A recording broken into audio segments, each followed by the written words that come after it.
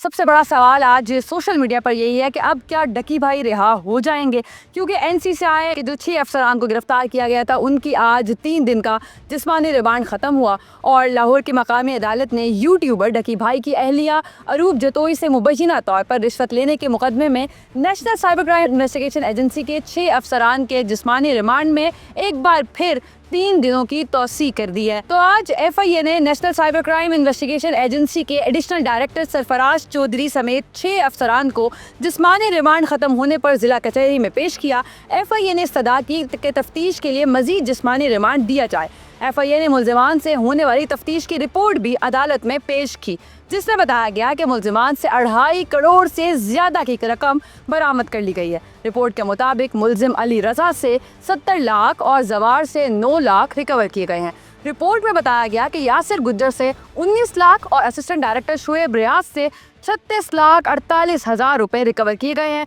तफ्तीशी report के मुताबिक additional director Chaudhary Sarfaraz से 1 करोड़ 25 लाख 48 हजार रुपए रिकवर किए गए। इसी अदालत ने गुज़िश्ता रोज NCCI के डिप्टी डायरेक्टर मोहम्मद उस्मान का भी रिश्वत लेने के मुकदमे में 3 दिनों का जिस्मानी रिमांड दिया। तब सवाल ये है कि क्या NCCI बंद हो जाएगा, क्योंकि इससे लेटेस्ट एंड ग्रेटेस्ट अब जो सिचुएशन है वो ये है। और इंटरेस्टिंग यहाँ पर ट्विस्ट ये आया है कि यूट्यूबर सादुर रहमान उर्फ डकी भाई ने अपनी रिहाई के लिए लाहौर हाई कोर्ट से रुजू कर लिया है और जमानत की दरख्वास्त भी दायर कर दी है। डकी भाई ने अपने वकील इमरान रजा चद्दर एडवोकेट के जरिए रिहाई के लिए जमानत की दरख्वास्त दायर की है, जिसमें national cyber crime investigation agency Lahore को फरीक बनाया गया है।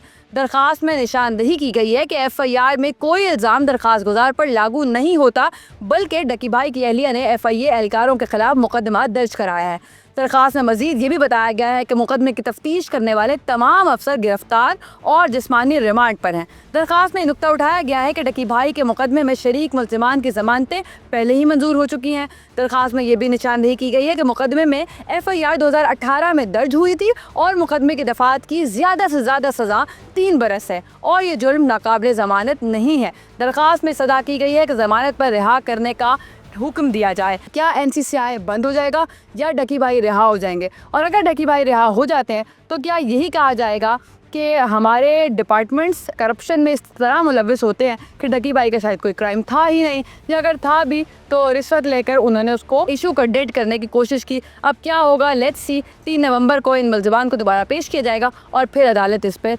मज़ीद जो प्रोसीडिंग है वो देगी और लेट्स सी के क्या फैसला आता है।